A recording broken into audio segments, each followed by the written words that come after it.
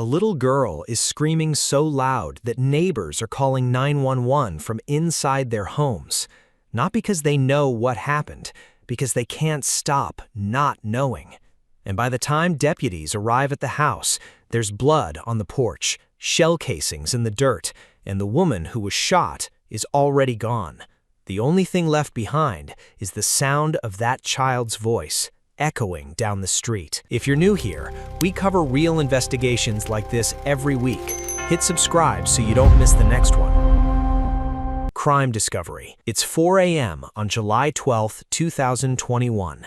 Bibb County, Georgia. The neighborhood is dead quiet. Until it isn't, dispatch starts receiving calls within minutes of each other. Not from one person, from several, all describing the same thing. A child screaming somewhere in the dark, and a voice that keeps repeating the same phrase over and over.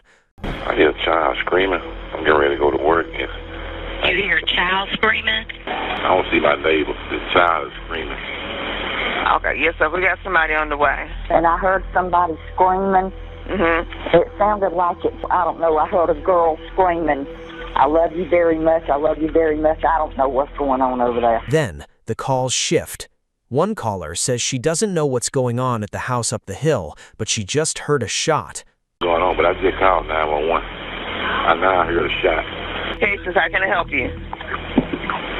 Yes, ma'am. And I kept hearing shot. To me, it sounded like when you come up on, it sounds like maybe it's at the top of the hill. Then another.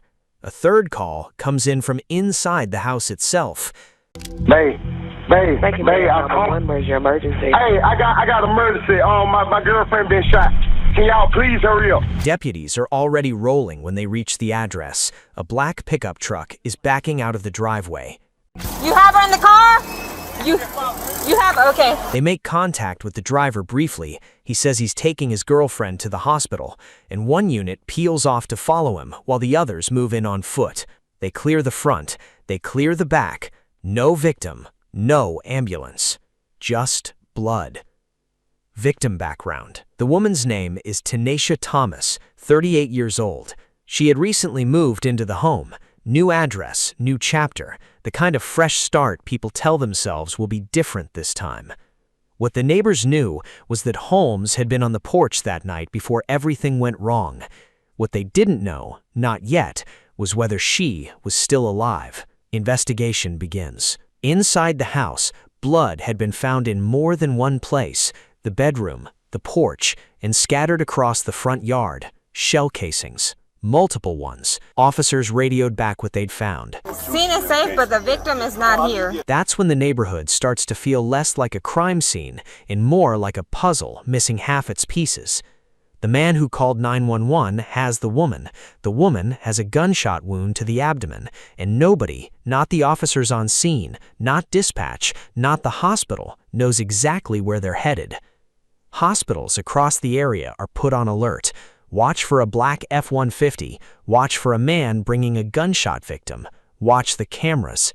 And while all of that is happening, more people are gathering outside the house. One of them is Holmes's mother. She comes up the street saying her son has been shot. She's frantic, repeating it. "They shot my baby. They shot my goddamn baby." Until one of the deputies tells her Leonard is fine. He drove himself to the hospital. Who's your son? Heavy. Leonard Holmes. That's your son? Yes. Wait, okay. Huh? He's fine. Did he call you, or how did you? I work at MTA. We heard it on the scout. That's when she breaks, because now she knows it's not her son in the back of that truck. First evidence. While Holmes's mother is processed off to the side, officers are running the scene and pulling in everything the neighbors saw. And one of those neighbors saw a lot. Then my wife woke me up. Okay, so they was arguing out here. Then he came out and started shooting. The door was open. They was on the patio screen arguing. My wife woke me up. I said, I hear that child screaming. There's something going on. What are you? She heard arguing. She heard some gunshots. It sounded like I heard some gunshots. She heard How many shots do you think you heard, maybe? Got two? About 2 shots. Was it like rapid, or just how? Okay.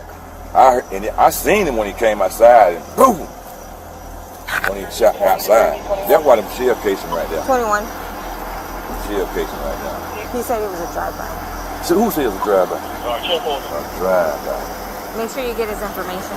He had been awake, up early for a shift, lights off, when his wife shook him and said something was wrong next door. He looked out. He heard arguing on the porch, then a child screaming. Then Holmes came outside the house, walked up to his vehicle, and fired.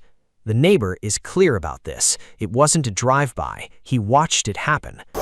He made it seem like it was a drive-by because his dad came outside and shot in the air. I don't think it was a drive-by.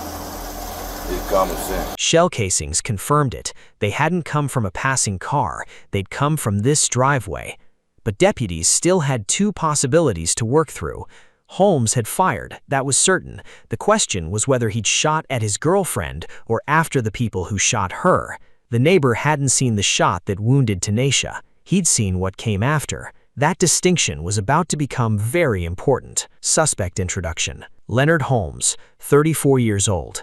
By the time officers reached Coliseum Medical Center, his truck was sitting diagonally in front of the ER entrance, engine still running, blocking the entire bay. He was outside the vehicle with a little girl in his arms. Tenacia had already been rushed inside. He was out of breath. His daughter Ava was hysterical. And back at the house, officers had just finished counting blood trails across two separate rooms. Those two scenes didn't match. Holmes told deputies it was a drive-by. They were on the porch. Shooting started. Tenacia got hit. He called 911 and drove.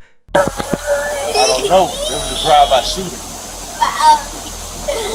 When asked if he could describe the vehicle, the car, the direction, anything, he shook his head, said he wasn't paying attention, panicking. When asked what he did after the shot, he said he ran to grab a phone. No mention of going to his car, no mention of a gun, nothing that came close to what the neighbor had described 30 minutes earlier. Surveillance. One of the officers offered to take Ava so Holmes could go inside and check on Tenacia. He refused without hesitation. Here you go. I got her. If you want to go check on her, go ahead. I'll answer your call. No, it's okay. I want to stay with her. I know they got her. On the surface, that reads like a father protecting his child from strangers in a traumatic moment. But investigators had seen this before. The way a guilty person keeps their most important witness close, keeps them calm, keeps them quiet. Because if Ava stayed near him, she stayed away from them. Whether that's what Holmes was calculating isn't something anyone confirmed, but the officers noticed it, and they kept watching. Meanwhile, dispatch was relaying updates from the scene. Blood in the bedroom, blood on the porch, shell casings in the dirt, no evidence of a passing vehicle, no tire marks, no trajectory that suggested a shot fired from the road.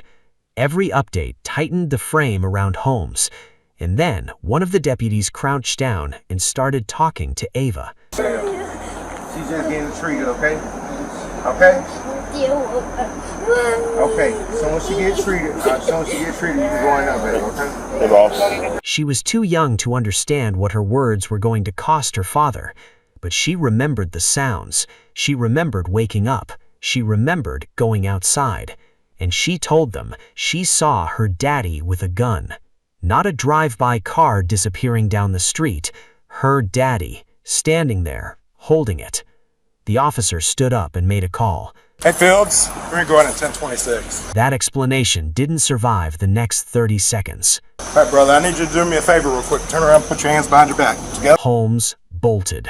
Not a hesitation, a full sprint, away from the hospital entrance and into the dark. Deputies gave chase immediately, but he had a head start and he knew it. One officer hit a fence and couldn't clear it. Another grabbed his radio and called for cars. Within seconds, Holmes had vanished into the tree line. Every unit in the area started moving. They swept a wooded section near the hospital, found an abandoned structure, went in. The only person inside was a squatter. Then, over the radio, be advised. Holmes was spotted again, running. He hit another fence and went over it before anyone could close the distance. He was gone, a second time. Damn. Units responding, be advised. Hours passed. Officers kept the net wide, and eventually word came in from an address across the area.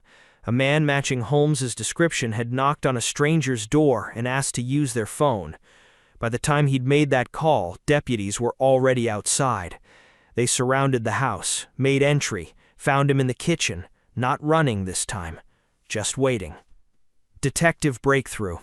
During interrogation, the story Holmes had been building all night finally collapsed. He admitted he had a gun. He admitted he used it. He confirmed that the argument with Tenacia had escalated and that somewhere in the middle of it, he had fired. It wasn't a drive-by. It never was.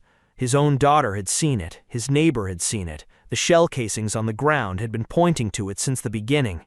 The drive-by story was the version of events that let him load his girlfriend into a truck, drive to a hospital, hold his daughter in front of witnesses, and answer questions like a man who had nothing to hide.